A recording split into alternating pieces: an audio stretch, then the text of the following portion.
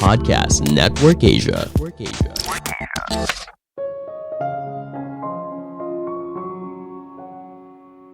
Orang sukses itu bukan orang yang paling cerdas, tapi orang yang punya kontrol diri yang baik. Halo semuanya, nama saya Michael. Selamat datang di podcast saya, Sikutu Buku.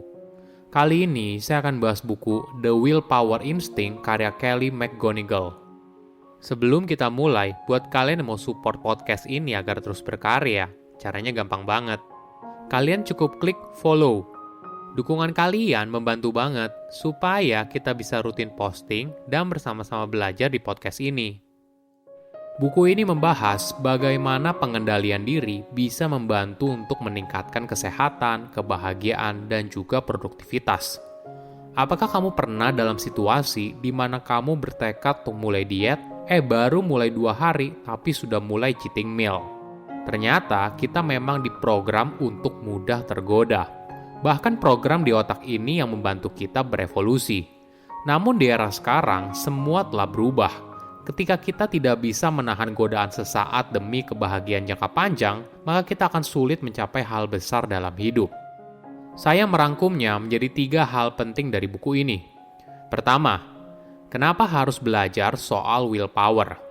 Willpower atau tekad yang kuat sangatlah penting. Kita mungkin dilahirkan dengan kapasitas tekad yang kuat, tapi beberapa orang menggunakannya lebih sering daripada orang lain. Mereka lebih mudah mengontrol perhatian, perasaan, dan tindakan jauh lebih baik daripada orang lain.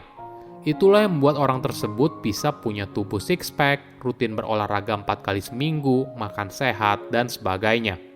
Hasilnya, mereka lebih sehat dan bahagia. Mereka menghasilkan lebih banyak uang, bahkan mereka bisa mengelola stres dengan baik. Semua hal ini berasal dari kontrol diri. Menariknya, kontrol diri ternyata faktor penentu kesuksesan yang lebih baik daripada kecerdasan. Coba kamu lihat seorang pemimpin yang sukses. Mereka biasanya punya kontrol diri yang lebih baik dan pandai menempatkan posisi dalam situasi tertentu. Jika kamu ingin meningkatkan kualitas hidup, maka kamu harus mulai belajar soal willpower. Bagaimana cara memulainya? Mungkin berlatih soal kesadaran diri. Tanpa adanya kesadaran diri yang baik, maka kamu akan sulit mengontrol diri. Kenapa? Karena setiap pilihan yang kamu ambil untuk mengontrol diri membutuhkan tekad yang kuat dan sumber daya ini sangat terbatas.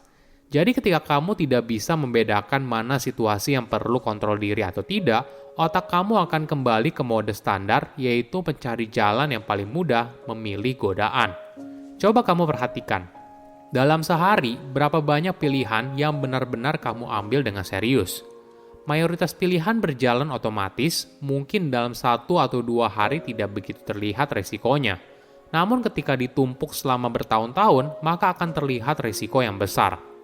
Di era sekarang, boleh dibilang kita hidup dalam era di mana banyak sekali gangguan. Mulai dari link berita yang di-share di WhatsApp, serial terbaru untuk ditonton, hingga pesta yang harus dikunjungi. Menariknya, ketika kita sedang tidak fokus, kita cenderung lebih mudah tergoda. Ketika pikiran kita sedang sibuk, maka godaan dapat dengan mudah masuk dan menghalangi tujuan jangka panjang. Ada eksperimen yang menarik. Peneliti meminta para responden untuk mengingat nomor telepon sambil membuat pilihan camilan yang akan mereka makan selama percobaan berlangsung, apakah itu coklat atau buah.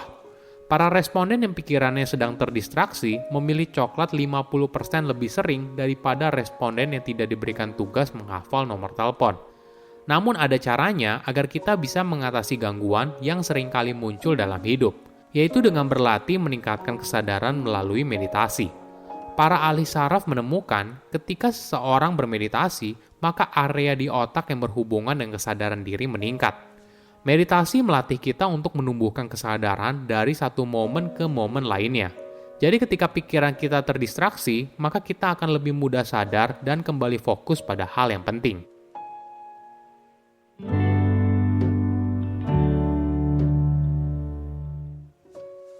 Kedua, menahan diri untuk jangka panjang. Hidup boleh dibilang penuh godaan. Kamu mungkin saja ditawari cookies saat mulai diet atau diajak makan malam padahal itu jadwal kamu nge-gym dan sebagainya. Gimana caranya supaya kita bisa tetap teguh pada pendirian dan mengendalikan diri dalam situasi tersebut? Kekuatan dari tekad kita biasanya terbagi menjadi 3. Saya tidak akan, saya akan, dan saya ingin. Pertama, saya tidak akan. Ini adalah kekuatan untuk bilang tidak walaupun sebenarnya kamu ingin bilang iya. Sederhananya, ini adalah kekuatan untuk menahan godaan. Godaan bisa datang dalam berbagai bentuk, misalnya coklat, gorengan, rokok, atau orang asing yang seksi.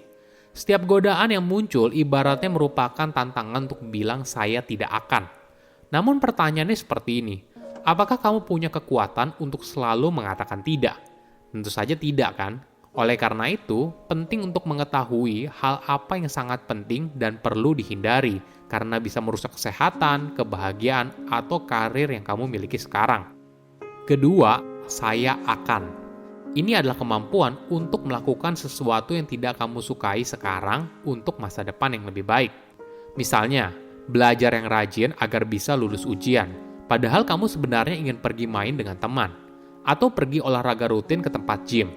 Coba tanyakan ke dirimu sendiri, kebiasaan mana yang perlu kamu lakukan agar hidupmu lebih baik di masa depan. Ketiga, saya ingin. Ini merupakan yang paling kuat. Kamu memiliki alasan kuat kenapa harus menunda kesenangan saat ini untuk hal yang besar di masa depan. Ada analogi yang menarik. Willpower bisa diibaratkan sebagai sebuah otot. Semakin sering kamu menggunakannya, maka otot tersebut akan semakin lemah dan pada akhirnya kamu akan lebih mudah menyerah pada godaan. Ingat, setiap kali kamu berhasil menahan diri dari godaan, artinya kamu sedang menggunakan energi dari willpower. Di sisi lain, kamu bisa menjaga energi willpower itu tetap tinggi. Misalnya dengan makanan rendah glisemik seperti kacang-kacangan, sereal, buah-buahan, sayuran, dan biji-bijian berserat tinggi, semuanya berkontribusi untuk mengisi kembali energi willpower. Selain itu, kita juga bisa melatih diri kita untuk menahan godaan. Sama halnya ketika kita melatih otot dengan mengangkat beban, maka kita juga bisa melatih diri menahan godaan dari hal yang paling kecil. Misalnya kamu menaruh cemilan di dekat kamu, tapi kamu tidak boleh mengambilnya. Latihan rutin dari godaan kecil akan melatih willpower, sehingga kamu akan lebih siap apabila kamu butuh menahan godaan yang lebih besar di masa depan.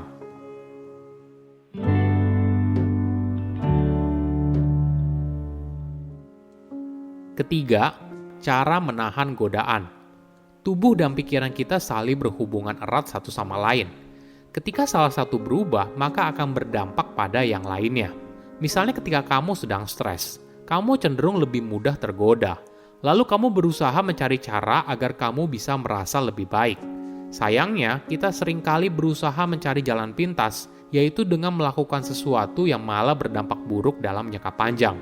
Contohnya gini, ketika kita kehilangan uang di kasino, tentu saja hal ini membuat kita kesal. Namun bukannya berhenti, kita malah terus bermain dengan berharap bisa untung. Yang terjadi justru sebaliknya, kerugian yang kita alami semakin besar. Jangan cepat bertindak mengikuti stimulus. Coba berikan waktu sebelum bertindak. Misalnya sebelum bertindak, berikan jeda 10 menit dulu. Jeda waktu ini membuat otak kembali rasional dan tidak selalu menuruti stimulus yang muncul. Oke, apa kesimpulannya?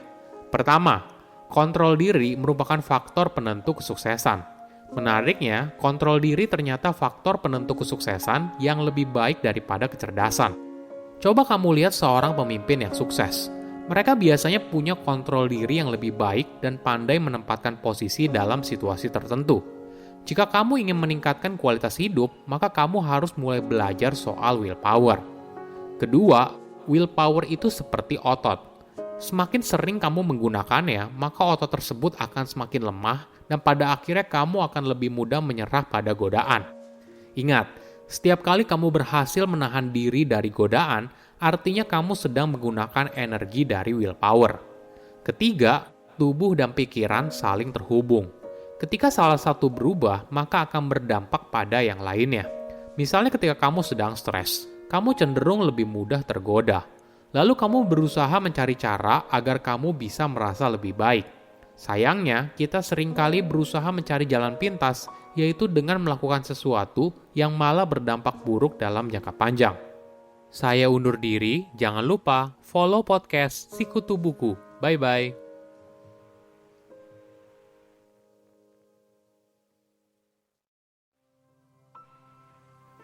Pandangan dan opini yang disampaikan oleh kreator podcast, host, dan tamu tidak mencerminkan kebijakan resmi dan bagian dari Podcast Network Asia. Setiap konten yang disampaikan mereka di dalam podcast adalah opini mereka sendiri dan tidak bermaksud untuk merugikan agama, grup etnik, perkumpulan, organisasi, perusahaan, perorangan, atau siapapun dan apapun.